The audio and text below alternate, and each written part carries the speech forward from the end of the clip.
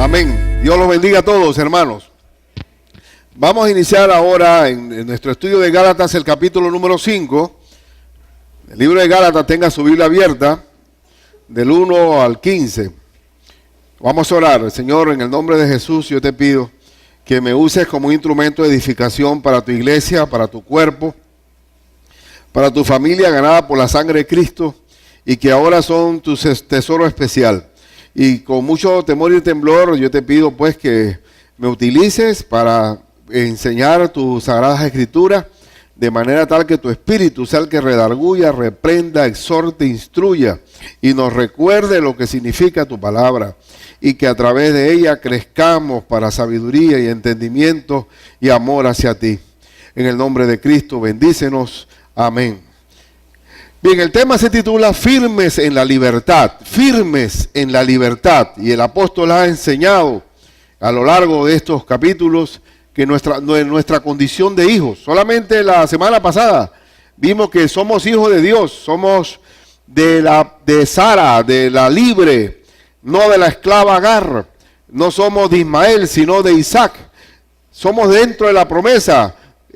Son los dos pactos de Dios, no somos de la esclavitud de la ley. Vivimos bajo el poder de Dios a través de su Espíritu, y que nadie nos robe esa condición. Va a haber intrusos, espías escondidos, introducidos a escondidas en la iglesia del Señor para someternos a esclavitud, a decirnos que no, la cosa no es así. Pero sabemos bien que cada uno de nosotros, de acuerdo al libro de Romanos, que dice que el Espíritu de Dios da testimonio a nuestro espíritu de que somos hijos de Dios. No somos esclavos. Tenemos acceso directo al trono de la gracia. Nosotros no tenemos que ver con legalismo, ni ritualismo, ni ningún tipo de apego a una ley mosaica, ni a ningún tipo de requerimiento, porque solamente tenemos acceso directo al trono de Dios. Así que sabemos, cada uno de nosotros, los que hemos vivido la intimidad con el Señor, que el poder del cambio lo produce ¿quién? El Espíritu Santo en nosotros, no los legalismos. Pero siempre va a haber el riesgo de salir de la esfera de la gracia. ¿Y qué significa gracia?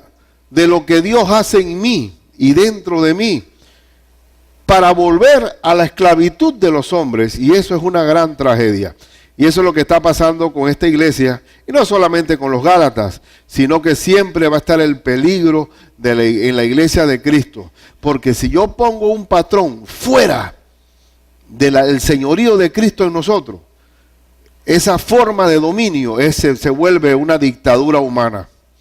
En la dictadura humana hay un clero, una gente que dice, bueno, yo estoy en un lugar más especial que ustedes, y yo tengo una influencia y una palanca para llegar a Dios, y ustedes tienen que llegar a Dios a través de mí, porque yo soy el doble ungido, el triple ungido, y en verdad no es así bíblicamente, ¿cierto o no? Todos los que hemos nacido del Espíritu de Dios, y que Dios nos ha dado la potestad de ser hijos de Dios, tenemos acceso directo al trono de la gracia. Y eso se llama gracia. Lo que Dios hace en mí a través del Espíritu Santo. Entonces, tengan cuidado. Y como pastor lo digo, el pastor siempre tiene que estar alerta por la posible intromisión de lobos que quieren apoderarse del rebaño y quieren comerse el rebaño. El pastor tiene que estar muy alerta de algún infiltrado que pueda decir, mira, tú tienes esto, tú has hecho esto, no lo has hecho, no lo tienes, entonces estás incompleto. El Evangelio de Cristo es poder de Dios para la salvación. Por sí solo el Evangelio de Cristo cambia, y la dependencia del Espíritu es suficiente. Pero va a haber situaciones en que nos van a decir que no tenemos el poder, que no hemos nacido de nuevo, que no somos hijos de Dios. Y eso viene del diablo. Acuérdense que el diablo le dijo a Cristo, si tú eres hijo de Dios, convierte estas piedras en pan. ¿Qué es lo que siempre ha querido el diablo? Poner en duda nuestra condición de hijos. Esa tentación siempre va a estar presente.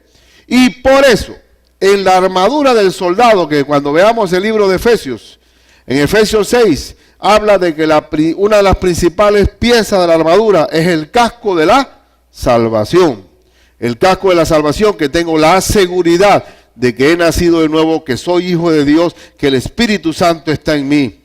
Porque de lo contrario, donde hay una duda, estamos expuestos a ser acribillados por el enemigo. Muy bien, entonces la exhortación de hoy sigue siendo la misma. El Pablo es totalmente reiterativo y pedagógico, enseñándonos de una y otra forma el significado de lo que significa estar en la gracia y la libertad de Cristo. Y hoy la exhortación es: mantente firme en la libertad con que Cristo te hizo libre. No caigas de la gracia del Señor, de esa dádiva que viene del cielo, de esa sabiduría que desciende del cielo a través del Espíritu Santo.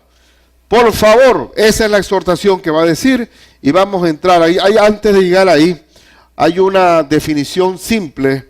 Hay un escritor chino que estuvo la mayor parte de su vida preso en la cárcel en China, se llamaba Watchman Nee. Watchman Nee, dentro de la cárcel, escribió varios libros de mucha significación y profundidad. Uno de ellos se llama El hombre espiritual. Y él define la gracia. Gracia es lo que Dios hace por mí. Y la ley es lo que yo hago por Dios. ¿Podemos hacer algo nosotros por Dios? ¿O es Dios el que hace a través de nosotros? Pregunto. ¿Es Dios el que produce el cambio en nosotros? ¿El querer y el hacer por su buena voluntad? ¿El que produce el fruto, quién es? Todo sea la gloria de Dios. Todo lo que haga y sea de palabra, de hecho, hacerlo todo en el nombre de Cristo. Todo lo que somos por Él. Somos por Él. Separados de Él, nada podemos hacer. Entonces, gracia es lo que Dios hace por mí. Y el apóstol es reiterativo en eso. Vamos a ver entonces el texto. En primer lugar, acuérdense que el término significa firmes en la libertad. El primer consejo que da es: afírmate en la libertad. No caigas de la gracia. No caigas de la gracia. Vamos a ver los primeros textos del 1 al 6. Dice: estad pues firmes. ¿Qué firmes? Firme es apoyado, parado en la gracia, en la libertad. ¿Firmes en qué? Firmes en la libertad con que Cristo nos hizo libres. Afírmate en esa libertad con que Cristo nos hizo libres. ¿De qué nos hizo libres Cristo? Del poder del pecado, del señorío del pecado en nuestras vidas. Cristo nos hizo libres de toda atadura humana, de poder vencer el pecado por la fuerza del Espíritu. Entonces el apóstol dice: estad, mantente firmes en la libertad con que Cristo nos hizo libres, y no estéis otra vez. ¿Otra vez qué significa? ¿Volver a qué? A las cadenas de la esclavitud. Otra vez al yugo de esclavitud. Todos nosotros traíamos una cadena de maldad. Si hay algo bueno en mí, no es por mí, sino de Cristo vive en mí. Porque yo sé que en mí, dice el apóstol Pablo en Romanos 7, no mora el bien, porque el bien que yo quiero no lo hago, sino el mal que no quiero hago. Y esto significa que el poder del pecado, todos somos prisioneros de la maldad. Y por eso yo debo afirmarme y reconocer: Cristo es el que hizo el cambio en mí. No existe ningún legalismo, ningún moralismo que me haga a mí cambiar. Solamente Cristo vive en mí, ¿no? Eso me recuerda, se me vino así de repente una fábula de Esopo que dice que los gallinazos, no, ¿cómo se llama? Los gavilanes. Los gavilanes se reunieron y dice: oye, no debemos comer más gallinas, estamos despojando a los pobres campesinos de sus gallinas y vamos a ver si nos volvemos vegetarianos. En la reunión la convocó el gavilán mayor, el abuelo. Y entonces digo: yo creo que hemos hecho una injusticia despojando a medio mundo, a la gente de esas sus gallinas. No debemos hacer eso. Ya tenemos hasta una mala fama los gavilanes. Y abuelo, tienes razón, abuelo, sí. Pero bueno, vamos a salir nosotros a comer algo. Oye, me traen un pollito, me traen un pollito. ¿Quién puede vencer su propia naturaleza, hermano? ¿Quién? ¿Quién puede hacer que el gato no case ratones? Tenemos que nacer de nuevo, nacer del Espíritu de Dios, para que muera el viejo Ricardo y el viejo hombre y nazca un hombre a la imagen de Cristo. Porque no hay forma que el oro viejo dé la pata. No hay manera en que uno pueda cambiar. Eso es imposible. Somos cautivos del pecado. Por eso dice Pablo, mantente firmes en la libertad con que Cristo te hizo libre. Y no vuelvas otra vez al yugo de la esclavitud. Allá los hindúes que se acuestan en cama de clavo, pero ¿de qué sirve tanta, o el Shaolin allá metido en el templo de Shaolin? No existe forma de que uno pueda vencer el poder del pecado en su propia carne. Y los monasterios son el ejemplo claro de eso. ¿Cuántas cosas no pasaron en esos monasterios? Porque nadie puede vencer la carne en su carne. Y eso que está bien claro en eso. Hay que estar muy bien claro en eso. Entonces, Pablo está exhortando, firmes en la libertad. Cristo te hizo libre para vivir libre de las cadenas del pecado. Ahí el versículo 2 dice, he aquí, yo Pablo os digo, que si os circuncidáis, de nada os aprovechará Cristo. Porque los judíos comenzaron por ahí. Los judíos que se introdujeron a escondidas en la iglesia de Gálatas, decían a los creyentes nuevos en la fe, oye, ¿y tú estás circuncidado? No, Pablo no me ha explicado eso. Y mis pastores no me explican. No, está mal. Le falta algo a ustedes. Tienen que circuncidarse para poder estar en la estatura de Dios. Un hombre de 40 y pico de años, 30 y pico años, pasando por circuncisión, y de repente algunos se habían hecho la circuncisión. Eso era una entrada. Pero después venían, así como Cristo, ¿se acuerdan que le dijo el Señor Jesucristo que cuando un demonio sale del cuerpo de una persona, dice que anda deambulando y sediento y el desierto, y dice, me gustaría regresar a la casa donde salí? Y dice que va a encontrar la casa barridita y limpiecita porque salió del cuerpo, y dice que busca ¿cuántos? 7 demonios más. Cuando tú aceptas un rigor de la ley, van a venir 7 más. Una cosa, otra. La cosa es como los adventistas. Vamos a guardar el sábado. Todos quedaron guardando el sábado, pero tampoco comen puerco. Una vez compartimos con la iglesia de Melbourne, y yo no sé cómo fue que se coló que hubo un adventista en las mesas de nosotros. Eran 8 platos chinos, no se comió ni uno, porque de alguna forma había puerco o camarón, o había algún tipo de animal inmundo. No comió. Entonces, detrás del sábado vino la comida, vino la temperancia, no se puede tomar café, etcétera. Entonces vienen 7 demonios más. Porque tú no puedes someter la carne a rigores, sino a una vida, a una intimidad con el Señor. ¿Me estoy explicando, hermano? Entonces dice, si ustedes se van a circuncidar, otra vez testifico, verso 3, a todo hombre que se circuncida, que está obligado a guardar toda la ley, pues. Si la circuncisión era un sello del pacto del Viejo Testamento, y era un sello de Dios que hizo pacto con Israel hasta la venida de Cristo, y como dice el libro de Colosenses, que lo veremos en su momento, en el libro de Colosenses dice que la circuncisión de nosotros es Cristo. Ya Cristo es nuestra circuncisión. Entonces no tenemos que hacer ningún tipo de acto externo cuando Dios produjo un cambio interno. Entonces dice, usted se somete a la circuncisión, sométase a toda la ley. Porque ya usted está bajo Cristo Jesús, en la ley de Cristo, en la cual nos hizo libres de toda cadena de esclavitud y ritualismo.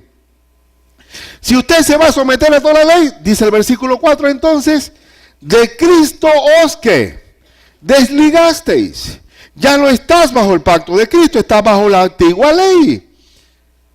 El cambio lo produce Dios, dice, los que por la ley os justificáis. Si tú quieres justificarte por obras, por someterte a obras para agradar a Dios, acuérdense que la ley es lo que yo hago para agradar a Dios, entonces no estás en Cristo. Porque Cristo cumplió por nosotros toda la ley. Él fue sin pecado. Él murió por los inocentes para darnos salvación a nosotros. ¿Quién cumplió la ley por mí? Cristo cumplió la ley por mí. y ahora Cristo vive en mí.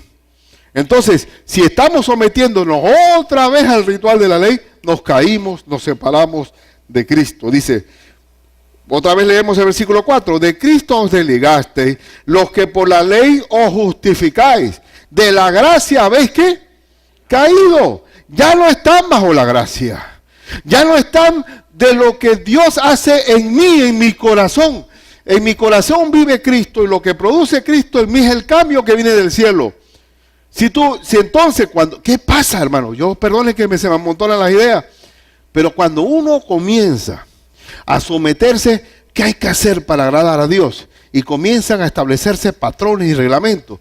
La gente se siente cómoda haciendo esa reglamentación para sentirse bueno y entonces se compara con los demás. Pero cuando sabemos nosotros cada uno que el que produce el cambio en nosotros es el Espíritu Santo, no hay vanagloria. Porque sabemos que lo que viene de nosotros bueno es de Dios. Soy lo que soy por la gracia de Dios. Entonces, ¿dónde está la jactancia? Si el fruto viene de Dios. Si las buenas obras vienen de Dios. ¿Dónde está el egocentrismo? ¿Dónde está la superioridad? Pero meta legalismo en la iglesia para que vea que comienza uno a medirse con el otro. Y comienza uno a sentirse más santo que otro. Enseguida viene la competencia. Entonces el orgullo nos domina. Entonces, de Cristo, el versículo 5, pues nosotros por el Espíritu, aguardamos por fe la esperanza de la justicia. Cristo va a venir, Cristo va a instalar el reino de los cielos, esperamos su venida, decimos Maranata, Cristo viene. Y Cristo, el plan final del Señor es instalar su reino para siempre. Y nosotros esperamos ese reino. Venga tu reino y hágase tu voluntad. Como creyente sé que en mi espíritu que Cristo va a venir. El verso 6 dice, porque en Cristo Jesús, escuchen bien, ni la circuncisión vale algo, ni la incircuncisión, sino la fe que obra por el amor. ¿Vale algo lo externo? Circuncidado o incircuncidado no tiene ningún valor, sino lo que tiene valor es la presencia del Espíritu Santo por haber creído en el Evangelio del Señor Jesucristo. Y eso es algo grande, eso es lo que se llama gracia. ¿Gracia qué es? Haber recibido un regalo sin haberlo trabajado. Gracia significa un regalo inmerecido. Cuando estábamos en Rumania, fuimos de Madrid a Bucarest y fuimos a Rumania. Un español me dice, ¿ustedes dónde son? ¿Mexicanos? Y no somos mexicanos, somos panameños. ¡Panameños! Eso es un tigre bengala por aquí. Esto sí es algo raro, un panameño por acá, por Rumania. Oye, ¿verdad que era algo raro? Porque para el regreso, los funcionarios de migración y todos se quedaban viendo. Yo creo que ellos no tenían ubicado dónde quedaba Panamá. Panamá era un país, así como nosotros Rumania, ¿verdad? Yo le decía, ¿usted está muy lejos? No, ustedes son los que están lejos. Nosotros estamos en el viejo continente, ustedes son los nuevos, ustedes son los distantes. Pero no, ustedes necesitan visa para entrar a España. Visa, los panameños no necesitamos visa en toda la Unión Europea. ¿Cómo? Mirándonos así. Sí, mira, qué cosa. Wow, sí, no necesitan visa. Porque éramos un país desconocido para ellos. Ni siquiera Panamá. Verdaderamente me di cuenta que el español tenía razón. Somos un tigre bengala por allá. Entonces, ¿qué resulta? Que eso se llama gracia.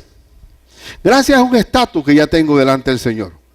Entonces yo decía, no, Señor, yo no voy a entrar a España porque yo necesito una visa.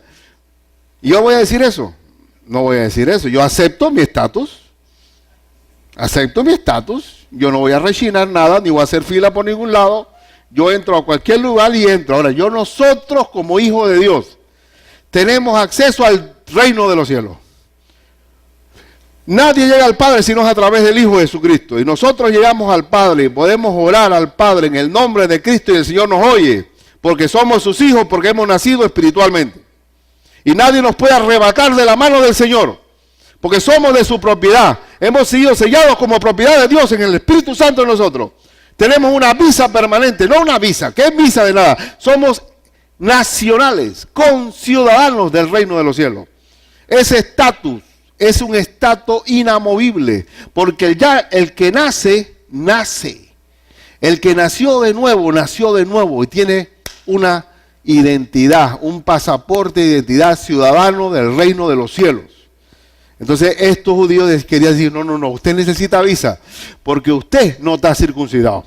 Usted le falta esto o lo otro. Usted no guarda el sábado. Usted no tiene tal don espiritual, por tanto no tiene poder de Dios. Y va a haber un montón de peros que nos van a decir de que nosotros no tenemos la condición de hijos. Y no aceptemos la mentira de Satanás. Nunca la aceptemos, porque son cadenas que nos vamos a poner nosotros mismos. Usted es hijo de Dios por la sangre de Cristo. He creído el Evangelio salvador del Señor, y el día que abrí mi corazón nací de nuevo.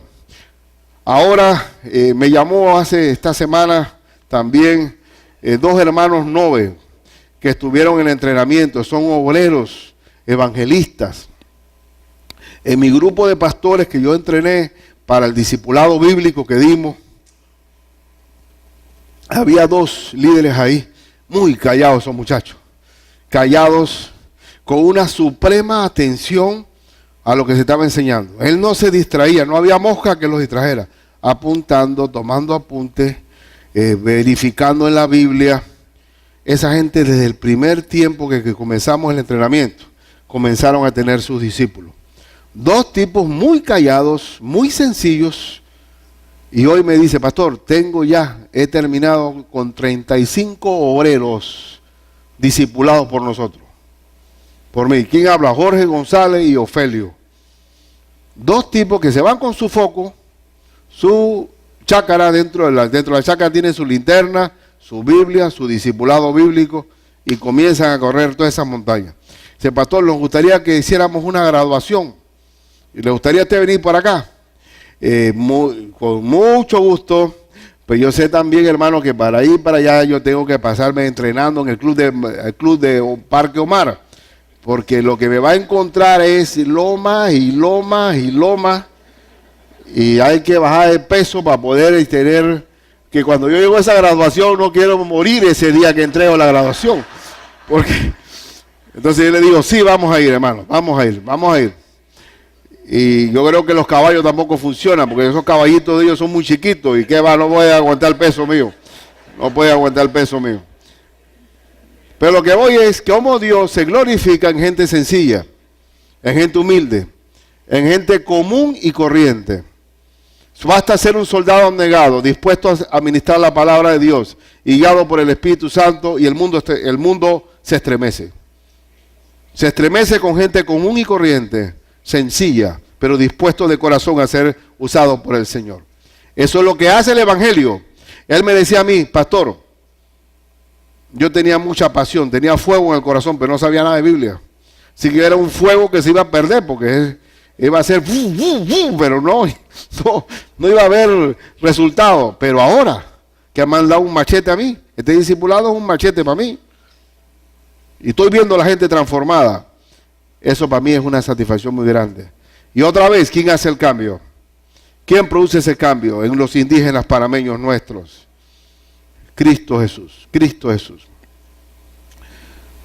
Que yo les decía también, yo no sé si yo les comenté que ellos querían su emisora.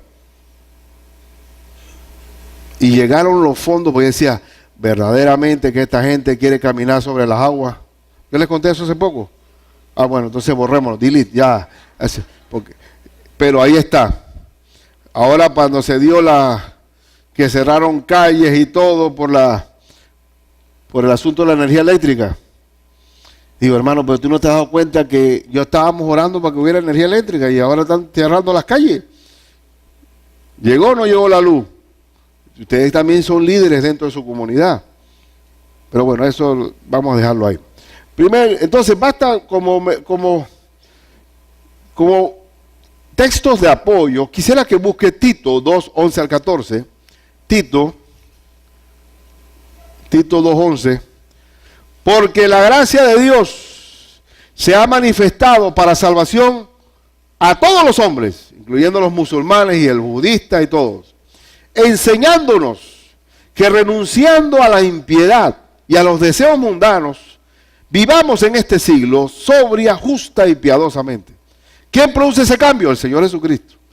13. Aguardando la esperanza bienaventurada y la manifestación gloriosa de nuestro gran Dios y Salvador Jesucristo, quien se dio a sí mismo por nosotros para redimirnos de toda iniquidad y purificar para sí un pueblo propio, celoso de buenas obras.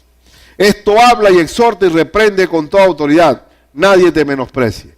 Sabiendo entonces que el que produce el cambio de nuestra vida es el poder de nuestro Salvador Jesucristo y la manifestación gloriosa de Él a través de su Espíritu. Entonces, búsquese Hechos un momento para que vean que este asunto fue una cosa muy delicada. El apóstol Pablo se vio obligado a someter este problemón de la circuncisión ante los apóstoles allá en Jerusalén. Y quiero que lo lea con calma porque esto es vívido. Dice, pero algunos de la secta de los fariseos que habían creído se levantaron diciendo, es necesario, miren, estamos en la iglesia judía y había algunos que todavía estaban bajo la ley de Agar y de Ismael, es necesario circuncidarlos y mandarles que guarden la ley de Moisés. Esto era problemático, esto era algo muy difícil. ¿Cómo van a someter a la esclavitud a la iglesia nueva? Y por gracias a Dios que Pablo se portó como un varón de Dios. Versículo 6, y se reunieron los apóstoles y los ancianos para conocer de este asunto, y después de mucha discusión, Pedro se levantó y les dijo, varones hermanos, vosotros sabéis cómo ya hace algún tiempo que Dios escogió a los gentiles, que los gentiles oyesen por mi boca la palabra del evangelio y creyesen. Y Dios, que conoce los corazones, les da testimonio dándoles el Espíritu Santo, lo mismo que a nosotros. Y ninguna diferencia hizo entre nosotros y ellos, purificando por la fe sus corazones. Ahora pues, ¿por qué tentáis a Dios, poniendo sobre la cerviz de los discípulos un yugo que ni nuestros padres ni nosotros hemos podido llevar? Cualquier cadena legalista fuera de la gracia de Cristo es una esclavitud. Y tenemos que disfrutar la libertad de ser hijos de Dios, hijos de Dios. Así que, en segundo lugar, volviendo a nuestro texto de Gálatas, corre. Primero, afírmate en la libertad y no te caigas de la gracia. El segundo consejo importante, corre en libertad y no te dejes estorbar. No te dejes estorbar. Veamos los versículos 7 al 9, al 12. Pero dice, vosotros corríais bien. Puse una figurita de un corredor ahí. Ellos comenzaron bien. Estaban enamorados de la doctrina, enamorados de la gracia. Vosotros corríais bien. ¿Quién os estorbó para no obedecer a la verdad? ¿Ves? ¿Quién os estorbó? Vosotros corríais bien. Vamos a pensar que estamos corriendo y vamos bien, aceptando toda la doctrina de Dios. Y de repente viene, así no se corre. Así no se corre. No, pero yo creo que voy bien. No. Está equivocado. Así no es. Es así. Así se corre. Así se corre. Era una forma. ¿Quién os estorbó para no obedecer la verdad? ¿Cómo es posible que ustedes se dejaron enredar? Ahora, hermanos, mi deber como pastor siempre será vigilar que la doctrina de Cristo no sea perturbada o estorbada por alguien. Siempre, mi deber fundamental.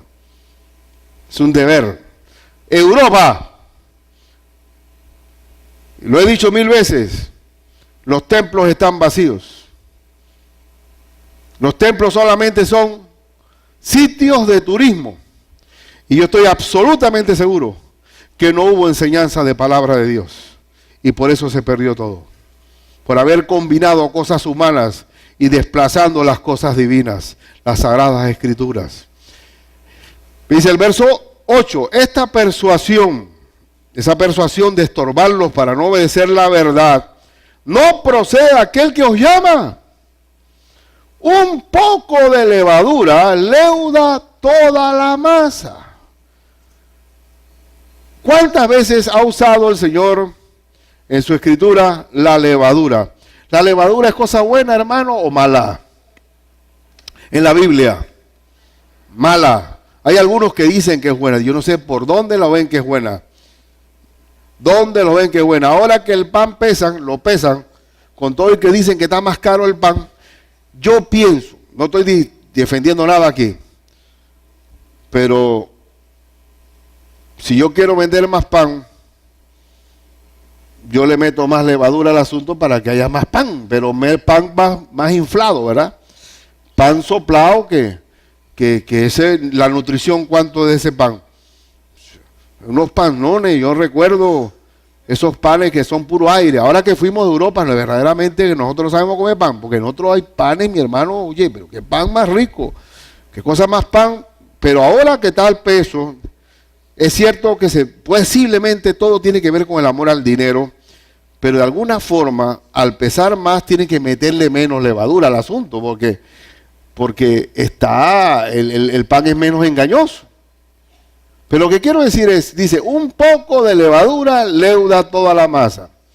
¿Cuál es la levadura ahí? ¿Cuál es la infección que está haciendo crecer? Puede ser que la iglesia crezca, pero crezca ¿cómo? Enferma, inflada. ¿Crezca cómo? Sin sustancia, sin nutrición. Comemos algo, pero no alimenta. Es como un merengue en un recreo, para unos niños en el recreo que salen corriendo por el merengue que se comieron, pero se les... O un popcorn, pero no hay nutrición, no hay sustancia. Entonces Pablo dice, un poco de levadura. ¿Cuál es la levadura? Meter la circuncisión o meter cualquier tipo de ritual legalista va a contaminar todo el cuerpo. La masa es sana, pero si le echa levadura se infla. Posiblemente se ve más grande, pero no tiene sustancia, no tiene nutrición. Y ahí lo dice. Vamos a ver dónde aparece la levadura. En Mateo 13, visitemos Mateo 13, 33. Hablando Cristo, nuestro Señor, del mal, cómo se introduce el mal en el reino de Dios. Mateo 13, 33 dijo, otra palabra les digo, el reino de los cielos es semejante a la levadura que tomó una mujer y escondió en 3 medidas de harina, hasta que todo fue leudado. ¿Qué es lo malo? La levadura. ¿Qué es lo bueno? La harina. Aquí, en estas parábolas, siempre Cristo enseña cómo está la guerra del mal contra el bien. Cómo está la guerra de Satanás contra el Señor. Y aquí está la levadura, como leudando la masa. ¿Dónde ataca la levadura? ¿Dónde? En la harina, en la masa sana. Entonces, Pablo, ¿qué está diciendo? Un poquito de una mala doctrina se leuda toda la masa. Toda la masa. Otro texto que aparece también en 1 Corintios 5, 1, 2, de la levadura. 1 Corintios.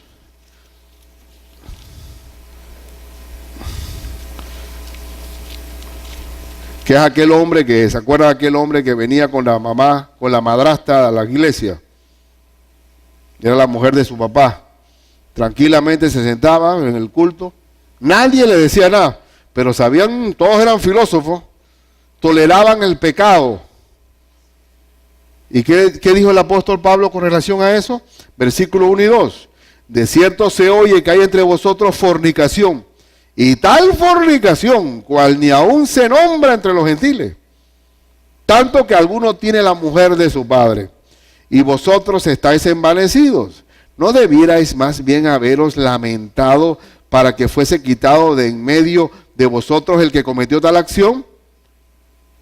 Ciertamente yo como ausente, ¿dónde está la parte de la levadura? Aquí el verso 8.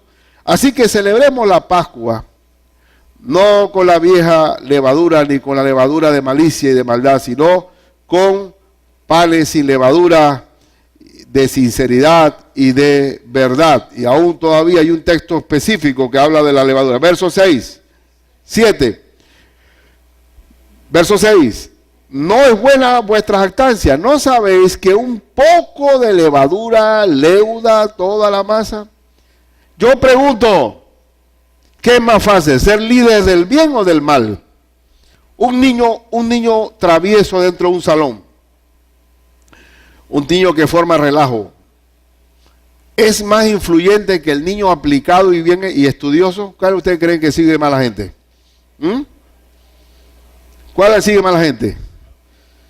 El travieso y rebelde y relajado, todo el mundo se le pega. Al otro le dicen come libro, sapo, le dicen lamebota, nerds. ¿Qué es más fácil copiar? ¿Lo bueno o lo malo? Lo malo. Una vez una me dice, es que yo soy líder. ¿Líder de qué? ¿Líder de qué? Hay líderes en las pandillas, pero es más fácil ser líder del mal. Pero entonces el mal dentro de una iglesia, cuando se tolera y se soporta, se va contaminando toda la iglesia. Toda la iglesia se va contaminando. Entonces, Pablo está diciendo aquí, no permitamos en lo absoluto que venga la levadura a contaminar, la mala doctrina a contaminar la iglesia. Veamos, volviendo de nuevamente a donde estamos en nuestro texto, el verso 7. Yo confío respecto de vosotros en el Señor, que no pensaréis de otro modo, es decir, se van a rectificar, no van a permitir que esto ocurra. Mas el que os perturba, llevará la sentencia quien quiera que sea. Una mala doctrina es la metida misma del diablo dentro de la iglesia. Y mira que el apóstol está usando palabras duras. Dice, llevará la sentencia de querer dañar, contaminar, perjudicar al cuerpo de Cristo, que es su novia y su futura esposa. Llevará la sentencia. No es relajo este asunto. Por eso que hay que parar el carro rapidito, cualquier intromisión de una sana doctrina, de una mala doctrina que venga a contaminar la iglesia del Señor. Verso 11. Y yo, hermanos, si aún predico la circuncisión, porque algunos decían, pero el mismo Pablo, esta misma gente que quería infiltrarse, decían, sí, pero si Pablo es judío, Pablo era fariseo, Pablo era de la secta de los fariseos, él predica la circuncisión. Entonces dice Pablo en el versículo 11, y yo, hermanos, si aún predico la circuncisión, ¿por qué padezco persecución todavía? ¿En tal caso se ha quitado el tropiezo de la cruz? Falso. Pablo era perseguido por los judíos porque predicaba a Cristo crucificado. Y nosotros sabemos bien por qué Cristo es crucificado. ¿Por qué tenemos esta cruz aquí? Porque debido a la cruz de Cristo, nosotros tenemos un pacto de sangre que nos hizo nacer de nuevo y somos hijos de Dios. Y cuando usted predica a Cristo, ¿qué dice usted? Cuando le predica a alguien de Cristo, Cristo murió por ti. Si no predicamos la cruz, siempre predicamos la cruz. El judío era tropezadero la cruz de Cristo. ¿Por qué entonces yo padezco persecución? Y el verso 12 es muy duro, hermano. Muy duro el verso 12. Pero eso, cuando uno con un lobo tiene que darle un palazo. Ojalá se mutilasen los que os perturban. Y el término es bien fuerte. Si quieren obligar a circuncidarse, que se castren ellos, pero que no permitan ustedes que eso ocurra. Eso es lo que se está diciendo aquí. Esto era, tú no puedes ser suave con el malo. Es una cosa que no es como el mundo moderno es. El mundo moderno dice que hay, como decía Cristina, tolerancia. Nosotros no somos tolerantes. Se dice que los judíos, los islámicos y los cristianos no son radicales. Es verdad. Pero es que no puede haber tolerancia con el pecado. Póngase a pensar, y siempre lo he dicho, que si al apóstol Pablo lo llevaran a un panel de Cristina o de este panel, ¿cómo se llama la peruana? Laura. Entonces le ponen a Pablo aquí, tienen un transvesti acá, tiene uno que cree en extraterrestres, tiene una bruja de aquel lado, tiene al público. ¿Y qué dice el apóstol Pablo? Todo se va para el infierno si no reconocen a Cristo Jesús. Tú andas en tu maldad. ¿Qué dice Cristina o Laura? Dice, tú lo que eres, que tú eres un involucionado, tú no has evolucionado. Ese todo, le tiran piedra a los del auditorio, le tira piedra a la directora del programa, le tira piedra a los que están en el panel. El tipo, ¿por qué? Porque no podemos ser tolerantes.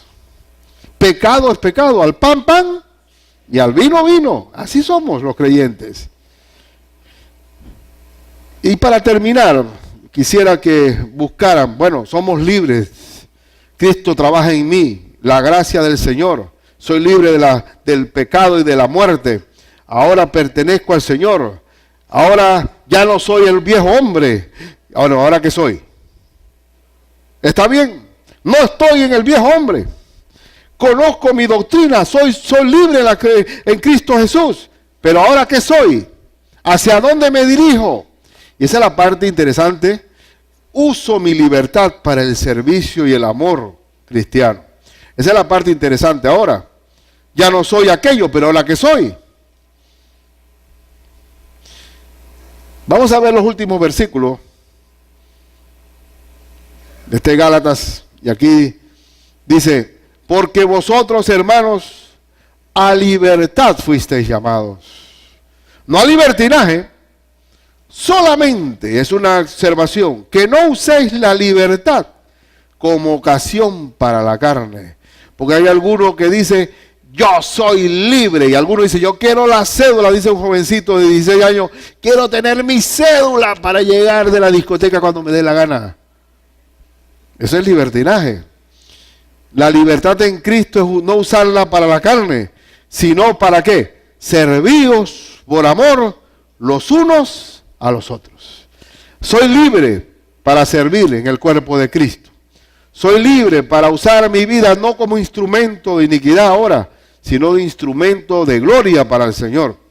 Soy libre para utilizar los dones que Dios me dio para beneficiar al cuerpo del Señor, a ser útil en el reino de Dios, a negociar los talentos que Dios me dio. Para eso es mi libertad. Es lo que dice el verso 14, porque toda la ley en esta sola palabra se cumple. ¿Quieren ser legalistas? Bueno, la ley se cumple en una sola mandamiento. Amarás a tu prójimo como a ti mismo. Y eso es lo que es. ¿Cuál es la razón de ser de la libertad? La razón de ser de la libertad es el servicio y el amor cristiano. El cristiano debe ser el pueblo de mayor amor y de mayor servicio dentro de esta humanidad. Pero dice el verso 15, pero si os mordéis y os coméis unos a otros, mirad que también no os consumáis unos a otros. Entonces, soy libre para servir y amar. Cristo no vino ¿a qué? A ser servido, sino ¿a qué? A servir y a dar su vida en rescate por muchos. Mi labor como creyente es estar a disposición del Señor. ¿Qué dice Romanos 12, 1, 2? ¿Ah? Presentad vuestros cuerpos como un sacrificio vivo, santo, agradable a Dios, que es vuestro culto racional. Heme aquí, Señor, yo estoy para servirte a ti. Gracias a Dios. Dios cambió mi vida. Yo dejé la abogacía. Dios cambió mi vida, mi carrera, mi visión de la vida. También va a cambiar la tuya. Va a cambiar tu enfoque de la vida. Tenemos que estar siempre dispuestos a servir, a ser obreros dispuestos a servir. Ayer nuestra hermana Tamara en la escuela de obreros dio un mensaje maravilloso sobre la abnegación en el servicio cristiano. Fue precioso lo que ella dijo. Pero ¿sabes por qué él tenía autoridad en lo que dijo? Porque ella estaba viviendo el servicio en la obra. Así que también yo lo invito a que no esté en la banca. Tengo mi libertad para servir. Y si yo estoy dispuesto a servir, Dios va a siempre darme la oportunidad de servir. Vamos a buscar solamente, para terminar esta porción ya en Romanos 12, 10 al 21 sobre el servicio. Vamos a leerlo corrido. Dice Romanos 12, versículo 10. Dice, amaos los unos a los otros con amor fraternal. El amor fraternal. La palabra fraternal es amor de familia, amor de hermanos. En cuanto a honra, prefiriéndoos los unos a los otros. En lo que requiere diligencia, no perezosos, fervientes en espíritu, sirviendo al Señor, gozosos en la esperanza, sufridos en la tribulación, constantes en la oración, compartiendo para las necesidades de los santos, practicando la hospitalidad. Bendecid a los que os persiguen, bendecid y no maldigáis. Gozaos con los que se gozan, llorad con los que lloran. Unánimes entre vosotros, no altivos, sino asociándolos con los humildes. No seáis sabios en su vuestra propia opinión. No paguéis a nadie mal por mal.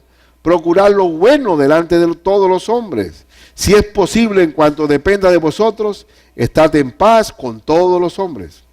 No os venguéis vosotros mismos, amados míos, sino dejad lugar a la ira de Dios, porque escrito está: mía es la venganza, yo pagaré, dice el Señor. Así que si tu hermano tuviere hambre, dale de comer; si tuviere sed, dale de beber, pues haciendo esto, ascuas de fuego amontonará sobre tu cabeza. No seas vencido de lo malo, sino vence con el bien el mal. Esta es una invitación al servicio y al amor. Y eso es lo que queremos. ¿Libertad para qué? Y así quiero tener una aplicación final. Consejos para llevarte para tu casa y para tu vida. Si la libertad es ser libre del poder del pecado y vivir en el Espíritu, ¿qué hay que hacer entonces? Si la libertad viene de Dios y Dios es el que me hace libre, hermano, mi consejo hoy: profundiza tu intimidad con Dios. Toda la fuerza, fortaleceos en el Señor y en el poder de su fuerza. Profundiza tu intimidad con Dios. Recuerda que nosotros somos ¿qué? Pámpanos, somos simples ramas. El fruto viene de Dios. Y si el fruto viene de Dios, yo debo procurar espiritualmente permanecer en la vid, que es mi Señor. ¿Cómo se permanece en la vid? Con la vida devocional, con la vida de oración. Intimida con el Señor. Aparta tiempo para estar con Él. Y te aseguro que esa libertad en Cristo la vas a vivir como una realidad en tu vida. Aprópiate de la gracia del Señor. Otro consejo: rechaza cualquier persuasión que te haga sentir incompleto. Hermano, ya tú tienes el don de tal cosa. Digo, yo tengo a Cristo en mi corazón. Yo sé que mi Redentor vive y está dentro de mí.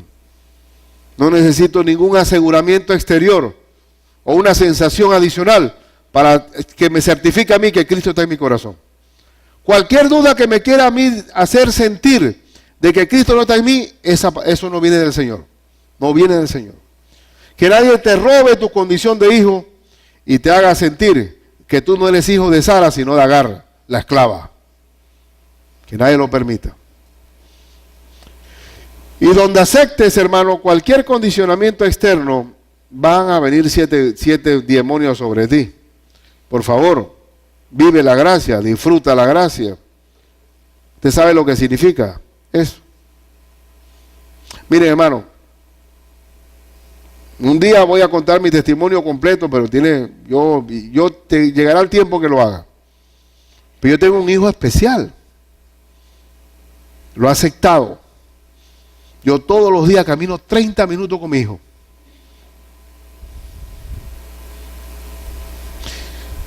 Todos los días, él me está salvando a mí.